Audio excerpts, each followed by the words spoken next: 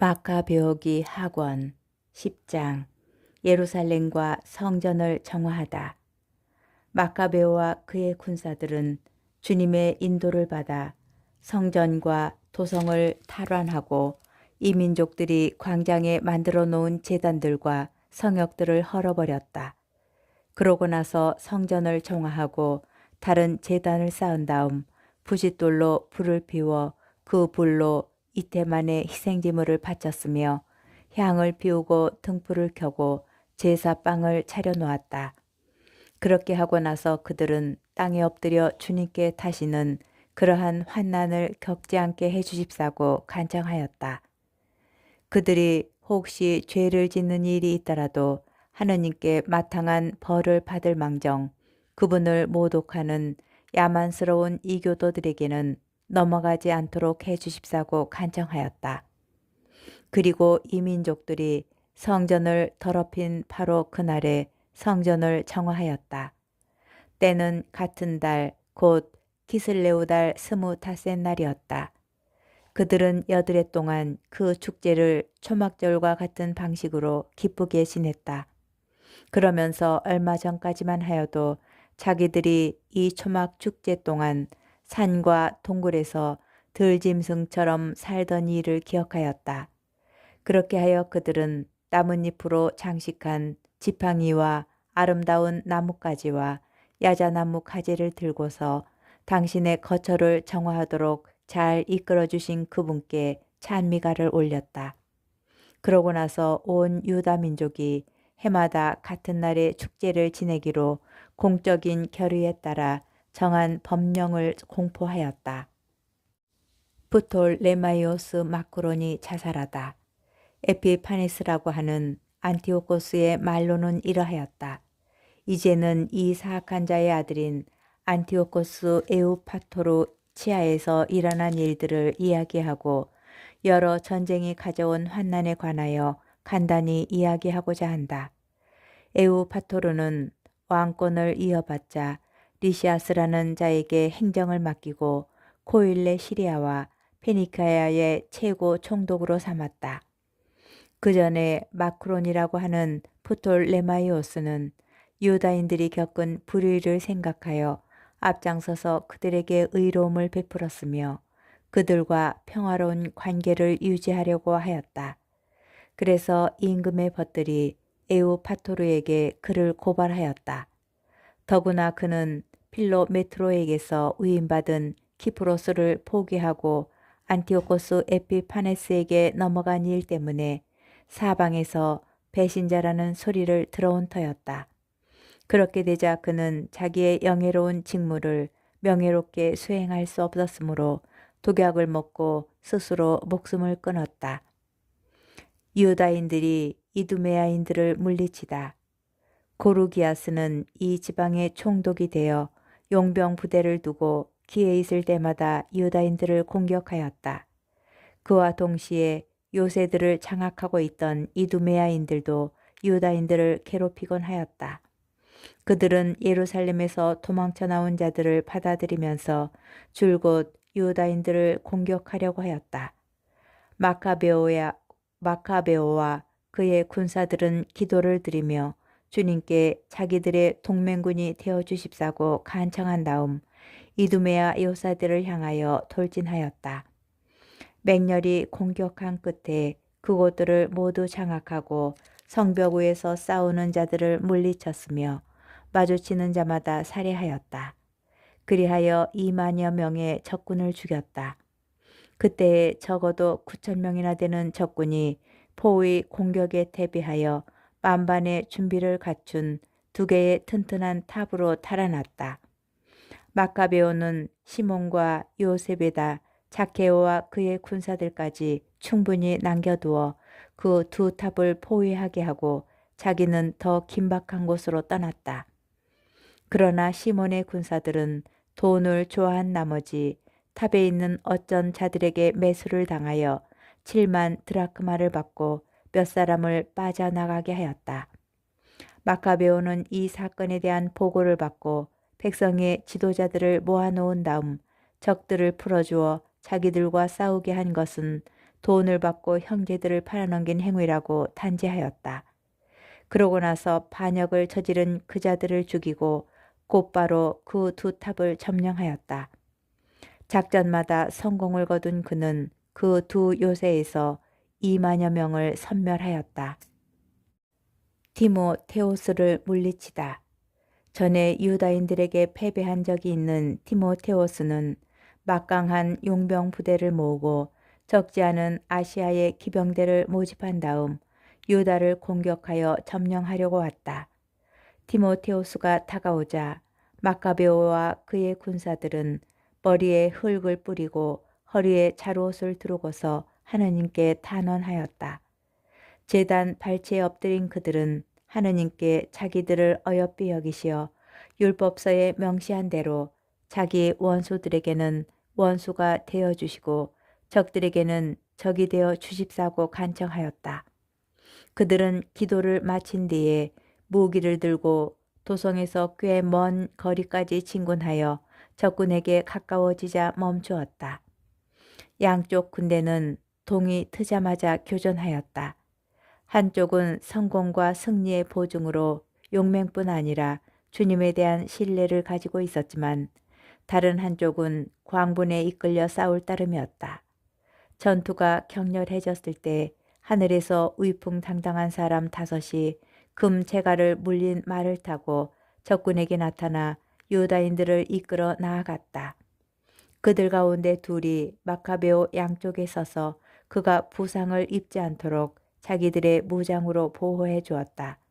그들이 적군에게 활을 쏘고 벼락을 내리치자 얼이 빠지고 눈이 먼 적군은 극심한 혼란으로 흩어졌다. 그리하여 보병 2만 500명과 기병 600명이 살해되었다. 디모테오스 자신은 게제르라는 아주 튼튼한 방비된 요새로 달아났다. 그곳은 케레아스의 지휘 아래에 있었다. 마카베오와 그의 군사들은 기뻐하며 나흘 동안 그 요새를 포위하였다. 그 안에 있던 자들은 그곳이 견고함만 믿고 지독한 말로 하느님을 모독하며 무례한 말을 지켜야 됐다. 5째 날 새벽에 마카베오 군대의 젊은이 20명이 하느님을 모독하는 말에 분노가 불처럼 타올라 용감하게 성벽을 공격하고 마주치는 자마다 맹렬하게 쳐 죽였다. 다른 이들도 마찬가지로 뒤쪽으로 돌아 성 안에 있는 자들에게 올라가서 탑들에 불을 지른 다음 따로 불을 피워 하느님을 모독한 자들을 산채로 태워 죽였다. 또 다른 이들은 성문들을 부수고 나머지 부대를 들어오게 하여 그 성읍을 함락시켰다. 그들은 웅덩이 속에 숨어있는 티모테오스와 그의 동기 케레아스 그리고 아폴로 파네스도 죽였다.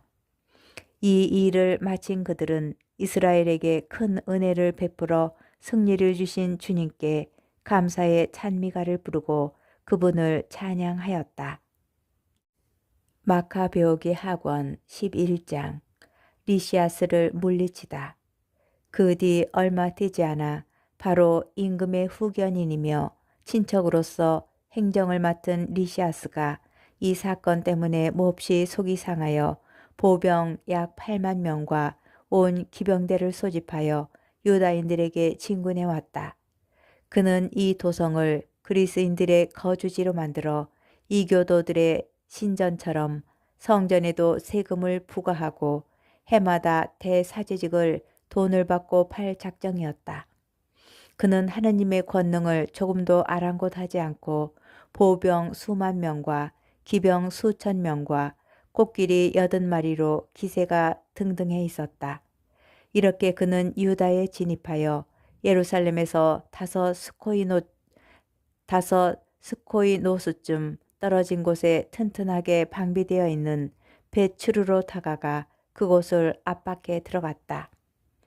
마카베오와 그의 군사들은 리시아스가 그 요새를 포위하였다는 보고를 받고 주님께서 훌륭한 천사를 보내시어 이스라엘을 구원해 주십사고 온 백성과 더불어 탄식과 눈물로 애원하였다.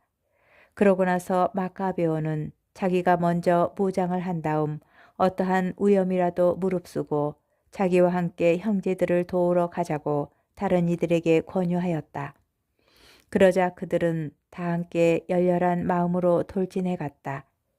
그들이 아직 예루살렘 근처에 있을 때 말을 탄 기사가 흰 옷을 입고 황금 모기를 휘두르며 그들 앞에 나타났다. 그러자 모든 이가 다 함께 자비하신 주님을 찬양하였다. 그리고 사기가 충천하여 사람뿐만 아니라 가장 사나운 짐승과 새로 만든 성벽까지도 쳐부술 준비를 갖추었다. 이렇게 주님께서 자비를 베푸셨으므로 그들은 하늘에서 내려온 이 동맹군과 함께 전투 대열을 갖추고 나아갔다. 그리고 사자처럼 적들에게 뛰어들어 보병 11,000명과 기병 1,600명을 쓰러뜨렸다. 그래서 남은 자들은 모두 달아날 수밖에 없었다. 그들은 거의 다 상처를 입고 알몸으로 빠져나가 목숨을 건졌다. 리시아스 자신도 수치스럽게 달아나 목숨을 건졌다. 리시아스의 화친 제안을 받아들이다. 리시아스는 어리석은 사람이 아니었다. 그는 자기가 당한 패배를 곰곰이 생각한 끝에 히브리인들은 능력을 지니신 하느님을 동맹군으로 모시기 때문에 싸워 이길 수 없는 민족임을 깨닫게 되었다. 그래서 그들에게 사절을 보내어 모든 일을 정당하게 처리하자고 설득하면서 자기가 임금을 설득하여 반드시 그들과 벗이 되도록 만들겠다고 하였다. 마카베오는 민족의 이익을 생각하여 리시아스가 제안한 모든 사항에 동의하였다. 마카베오가 유다인들에 관하여 리시아스에게 문서로 요구한 것을 임금이 모두 승인하였기 때문이다. 리시아스가 유다인들에게 보낸 편지. 유다인들에게 써보낸 리시아스의 편지 내용은 이러하였다. 리시아스가 유다 백성에게 인사합니다. 여러분이 파견한 요한과 압살롬은 여러분이 서명한 문서를 내놓으면서 그 안에 제시된 여러 가지 사항을 요구하였습니다. 그래서 나는 임금님께 올려야 할 사항을 모두 알려드렸고 임금님께서는 가능한 것은 무엇이나 다 승인하셨습니다. 여러분이 정부에 계속 허위를 보이면 나도 앞으로 여러분의 복지를 위하여 노력하겠습니다. 세부 사항에 관해서는 이 사람들과 또 내가 파견하는 이들이 여러분에게 가서 상의하도록 지시하였습니다. 안녕히 계십시오. 148년 디오수 코린티오수 달 20날 안티오코스 임금이 리시아스에게 보낸 편지. 임금의 편지는 이러한 내용이었다. 안티오코스 임금이 리시아스 형제에게 인사합니다. 우리의 부왕께서 신들의 반열에 드신 이때 우리 왕국의 신민들은 아무런 동요 없이 저마다 생업에 전념하시기를 바랍니다. 우리는 유다인들이 부왕의 정책과 달리 그리스식 관습에 동의하지 않고 자기들의 생활 양식을 선호하여 자기들의 관습을 승인해 달라고 요청한다는 보고를 들었습니다. 우리는 이 민족도 동요하지 않기를 바랍니다.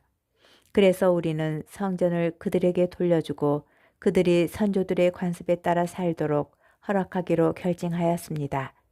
그러니 기아는 사람을 보내어 그들과 화친을 맺는 것이 좋겠습니다. 그리하여 그들이 우리의 시책을 보고 저마다 즐겁고 기쁘게 생업에 종사하기를 바랍니다. 임금이 유다인들에게 보낸 편지. 우리 민족에게 보낸 임금의 편지는 이러하였다. 안티오코스 임금이 유다인들의 원로당과 그 밖에 다른 유다인들에게 인사합니다. 여러분이 안녕하다면 그것은 우리가 바라는 바입니다. 우리도 건강합니다. 메넬라오스는 여러분이 고향에 돌아가 자기 생업에 종사하기를 바란다고 우리에게 알려주었습니다. 크산티코스 달 30일까지 돌아가는 이들에게는 화친과 안전을 보장합니다. 유다인들은 전과 같이 고요한 음식 규정과 율법을 지켜도 됩니다. 또한 모르고 저지른 잘못 때문에 그들 가운데 누구도 어떠한 형태로든 고초를 겪지 않을 것입니다. 나는 여러분을 격려하려고 메넬라우스를 보냅니다. 안녕히 계십시오. 148년 크산 티코스 달 15째 날 로마인들이 유다인들에게 보낸 편지. 로마인들도 이러한 편지를 유다인들에게 보냈다. 로마의 사절 퀸투스 멤미우스와 티투스 마니우스가 유다 백성에게 인사합니다. 임금의 친족인 니시아스가 여러분에게 승인해 준 사항들에 우리도 동의합니다. 그러나 그가 임금에게 보고하겠다고 결정한 일에 관해서는 여러분이 깊이 생각한 뒤에 바로 사람을 보내주십시오. 우리가 안티오키아로 가는 중이니 거기에서 여러분에게 유리한 제안을 내놓겠습니다. 그러니 지체 없이 사람들을 보내어 여러분의 뜻이 어떠한지 알려주십시오. 여러분의 건강을 빕니다. 148년 크산 티코스 달 15째 날 마카비오기 학원 12장 유다인들에게 적대적인 지방 총독들. 이러한 협정이 체결된 뒤에 리시아스는 임금에게 돌아가고 유다인들은 다시 농사를 짓게 되었다. 그러나 지방 총독들인 티모테오스, 겐네오스의 아들 아폴로니우스, 헤로니모스, 데모폰, 그리고 키프로스 부대의 장수 니카노르는 유다인들이 안정을 누리며 조용히 살아가도록 내버려 두지 않았다. 야포인들이 유다인들을 학살하다. 야포인들은 다음과 같이 무도한 짓을 저질렀다. 그들은 자기들과 함께 사는 유다인들을 초청하여 미리 준비해 놓은 배에 여자들과 아이들과 함께 타게 하였다. 그러면서 유다인들에게 아무런 악의도 품지 않은 듯 가장하였다. 그 일은 그 성읍의 공적인 결의에 따라 이루어졌다. 유다인들은 평화롭게 살기를 원하였으므로 야포인들의 초청을 받아들이고 조금도 의심을 품지 않았다. 그러나 야포인들은 그들을 바다로 태우고 나가 그들 가운데 200여 명을 빠뜨려 죽였다. 유다가 야포와 얌니아 주민들에게 보복하다. 유다는 동족에게 이토록 잔인한 짓이 저질러졌다는 보고를 받고 자기 병사들에게 명령을 내렸다. 그는 의로운 심판관이신 하느님께 호소하고 나서 동포들을 살해한 자들을 공격하였다. 밤중에 그는 부두에 불을 지르고 배들을 불태워버리고 그곳으로 피신한 자들을 칼로 찔러 죽였다. 그러나 그곳의 성문이 닫혔으므로 나중에 다시 와서 야포 시민들을 섬멸해 버리겠다고 생각하며 철수하였다.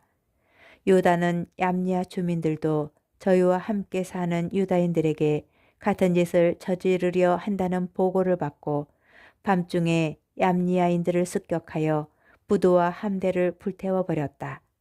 그 타오르는 불빛을 240 스타디온이나 떨어진 예루살렘에서도 볼 수 있었다. 아라비아인들과 화친을 맺다. 유다인들이 거기에서 티모테오스를 치려고 행군을 계속하여 9 스타디온 갔을 때였다. 5,000명이 넘는 아라비아인들이 기병 500명과 함께 유다를 기습하였다. 유다와 그의 군사들은 격전 끝에 하느님의 도우심으로 승리를 거두었다.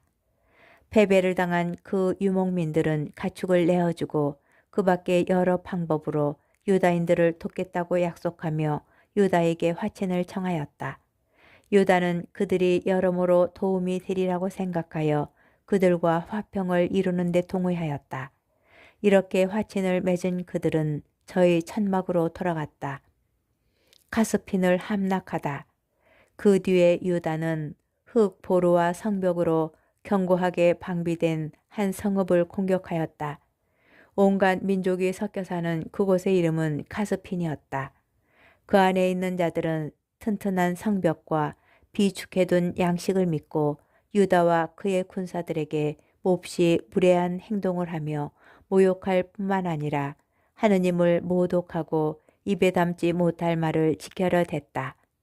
유다와 그의 군사들은 여호수아 시대에 성벽 분쇄기와 공격 기구도 없이 예리코를 함락시키신 온 세상의 위대하신 지배자께 간청을 올리고 나서 성벽을 향하여 맹렬히 돌진하였다. 하느님의 뜻에 따라 그 성읍을 점령한 그들은 헤아릴 수 없이 많은 사람을 죽였다. 그리하여 너비가 2스타디온 되는 북은 호수가 흘러드는 피로 가득 찬 것처럼 보였다. 티모테오스를 쳐 이기다. 유다인들은 거기에서 750스타디온을 가서 토빈이라고도 하는 유다인들이 사는 카락스에 이르렀다. 그들은 티모테오스가 그곳에서 아무 짓도 하지 않고 즉시 떠난 뒤였기 때문에 그를 잡지 못하였다. 그러나 티모테오스는 한 곳에 매우 강력한 주둔군을 남겨두었다. 마카베오 휘하의 지휘관 도시테오스와 소시파테르는 그곳으로 나가 티모테오스가 요새에 남겨둔 10,000명이 넘는 병사들을 전멸시켰다. 한편 마카베오는 자기 군대를 여러 부대로 나누어 그 부대들을 지휘할 사람들을 세우고 보병 12만 명과 기병 2,500명을 거느린 티모테오스를 서둘러 쫓아갔다. 유다가 다가온다는 보고를 받고 티모테오스는 여자들과 아이들과 다른 짐들까지 카르나임이라고 하는 곳으로 미리 보냈다. 그 지방은 통로가 모두 좁아서 포위하기도 어렵고 다가가기도 어려운 곳이었다. 그러나 유다의 선봉 부대가 나타나자 적군은 공포와 두려움에 사로잡혔다. 모든 것을 보시는 분도 그들에게 나타나셨기 때문이다. 그래서 적군은 서둘러 달아나다가 저희끼리 부상을 입히기도 하고 칼끝에 찔리기도 하였다. 유다는 아주 맹렬히 추격하여 그 악한들을 칼로 쳐서 3만 명가량 죽였다. 티모테오스 자신은 도시테오스와 소시파테르의 군사들에게 붙잡혔다. 그러나 그는 그들 대부분의 부모와 형제들이 자기 밑에 붙잡혀 있어서 그 사람들이 무시를 당하는 일이 일어날 수도 있다며 매우 교묘한 말로 자신을 산채로 풀어주도록 요청하였다. 티모테오스가 가진 말로 그 사람들을 무사히 돌려보내겠다고 확실히 맹세하였으므로 유다인들은 저희 동포들을 구하려고 그를 놓아주었다. 유다가 계속하여 승리하다. 그 뒤에 유다는 카르나인과 아타르가티스 신전으로 진군하여 그곳에서 적 25,000명을 죽였다. 이렇게 그들을 쳐 이겨 부순 다음 온갖 민족이 사는 견고한 성읍 에프론으로 행군하였다.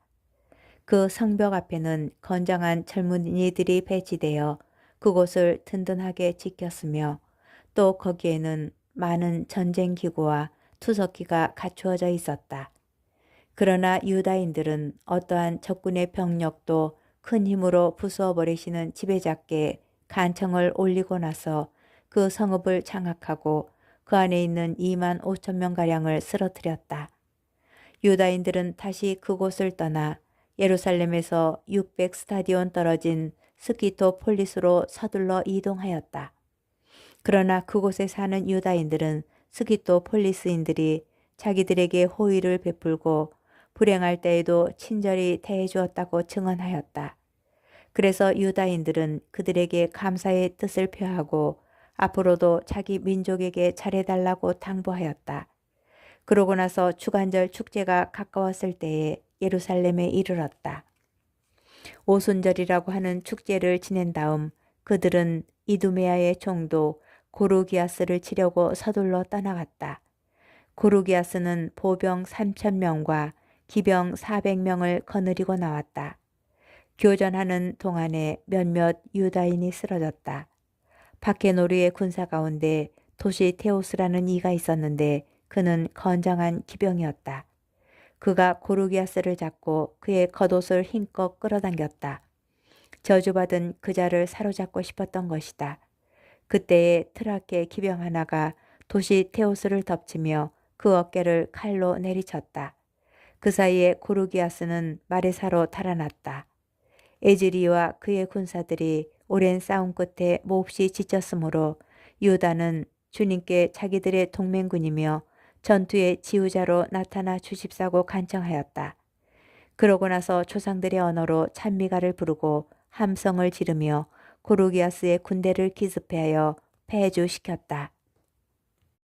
전사자들을 위하여 속죄 제물을 바치다. 그 뒤에 유다는 군대를 모아 아둘람 성으로 갔다. 일곱째 날이 다가오자 그들은 관습대로 몸을 정결하게 하고 그곳에서 안식일을 지냈다.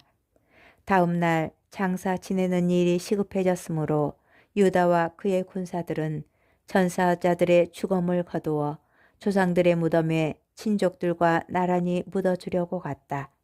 그런데 죽은 자들마다 그 옷 속에서 율법으로 유다인들에게 금지된 얌니와 우상들의 패가 발견되었다. 그래서 그들이 전사한 이유가 바로 그것 때문이라는 사실이 모든 이에게 분명히 드러났다. 그들은 모두 숨겨진 일들을 드러내시는 의로운 심판관이신 주님의 방식을 찬양하였다. 또 그렇게 저질러진 죄를 완전히 용서해 달라고 탄원하며 간청하였다. 고결한 유다는 백성에게 전사자들의 죄 때문에 그러한 일이 일어난 것을 눈으로 보았으니 죄를 멀리하라고 권고하였다. 그런 다음 각 사람에게서 모금을 하여 속죄의 제물을 바쳐달라고 은 2천 드라크마를 예루살렘으로 보냈다. 그는 부활을 생각하며 그토록 훌륭하고 숭고한 이 일을 하였다. 그가 전사자들이 부활하리라고 기대하지 않았다면 죽은 이들을 위하여 기도하는 것이 쓸모없고 어리석은 일이었을 것이다. 그러나 경건하게 잠든 이들에게는 훌륭한 상이 마련되어 있다고 내다보았으니 참으로 거룩하고 경건한 생각이었다. 그러므로 그가 죽은 이들을 위하여 속죄를 한 것은 그들이 죄에서 벗어나게 하려는 것이었다.